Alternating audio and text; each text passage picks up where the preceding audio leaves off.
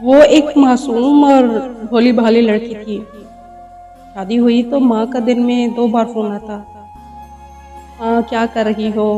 اس time اٹھی؟ ناشتے میں ساس نے کیا کھایا؟ سسر نے کیا کھایا؟ نندوں نے کیا کھایا؟ اچھا تو سارا کچھ تم نے پکایا؟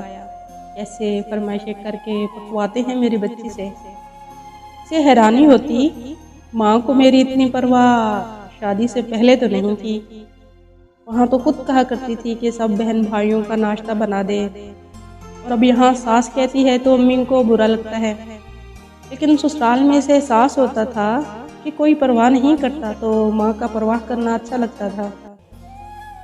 پھر رات کو جیسے ہی میاں نے گھر آنا، اس نے کھانا وغیرہ دینا اور ساتھ ہی امی کا فون آ جانا۔ میاں کا مزاج کیسا تھا، آتے ہی کس سے ملا، کیا بات کی۔ کچن میں مصروف تھی تو وہ اپنی امی کے پاس بیٹھے ہوئے تھے۔ پاگل نہ ہو تو ماں کے ساتھ اکیلا کیوں چھوڑ دیا؟ کتنی بار سمجھایا ہے جب وہ گھر آیا کرے اس کے ساتھ ساتھ رہا کر۔ پتہ نہیں ماں بہنوں نے کیا کیا پٹیاں پڑھائی ہوں گی، تجھے تو عقل ہی نہیں آتی۔ وہ پھر حیران کہ میں کھانا بناؤں یا میاں اور اس کی ماں کی جاسوسی کروں۔ لیکن پھر والدہ نے ہی حل بتایا کہ کھانا پہلے سے تیار کر دیا کر اور پھر ان دونوں کے پاس پاس رہا کر۔ آہستہ آہستہ وہ میاں کی پہرہ داری کرنے میں ٹرینڈ ہو گئی تھی۔ ساس نے ماں کے ہر وقت کے فون پر اعتراض کیا تو اس نے ماں کو بتایا۔ ماں نے اگلے ہی دن بھائی کو لینے بھیج دیا کہ جاؤ بہن کو لے آؤ۔ شروع میں 2 ہفتے رہتی، پھر 3 ہفتے اور پھر کئی مہینے ماں کے گھر گزارنے لگی۔ اسے ماں کے آئے 2 ہفتے ہو چکے تھے۔ میاں لینے آیا ہوا تھا، وہ تیاری کر رہی تھی۔ جب اس کا میاں تھوڑی دیر کو اٹھ کر باہر گیا تو اس کی ماں اندر آئی اور چھوٹی سے کہا کہ دروازے میں کھڑی ہو جاؤ، جیسے ہی کوئی آئے تو بتانا۔ تب ماں نے اسے پھر سے پٹی پڑھانی شروع کی۔ ساس کوئی کام کہے تو کہنا اس حال میں مجھ سے کام زیادہ نہیں ہوتا، کمر درد کا بہانہ کر کے پڑی رہنا، زیادہ کام کرنے کی ضرورت نہیں۔ اور تمہیں کیا پڑی ہے، نندوں کے لیے پکاؤ، اپنا خود پکا لیں، تمہاری کیا ذمہ داری۔ اتنے میں کسی کے آنے کی آواز آئی تو ماں نے جلدی سے موضوع بدلا۔ دیکھ بیٹا، ساس بھی ماں جیسی ہوتی ہے، اس کی خدمت کرنا تمہارا فرض ہے، جیسے وہ کہیں ویسے ہی کرنا۔ دونوں بہنوں نے ماں کو پینترا بدلتے دیکھا۔ اتنے میں آنے والا کمرے میں داخل ہوا تو چھوٹی کھی کرنے لگی۔ امی یہ تو بھائی ہیں، جیجو تو نہیں۔ ماں نے گھور کے اسے چپ رہنے کا اشارہ کیا۔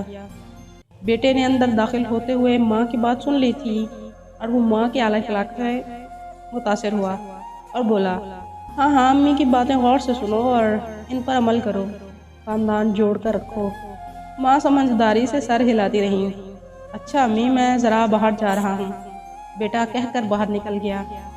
ماں نے بیٹے کے دور جانے کی تسلی کی اور پھر بیٹی کو گھورتے ہوئے بولی، کبھی عقل نہ کرنا۔ تو امی آپ نے تو اچھی اچھی باتیں جیجو کو سنانی تھی، مگر وہ بھائی نکل آئے اس لیے میں ہنس رہی تھی۔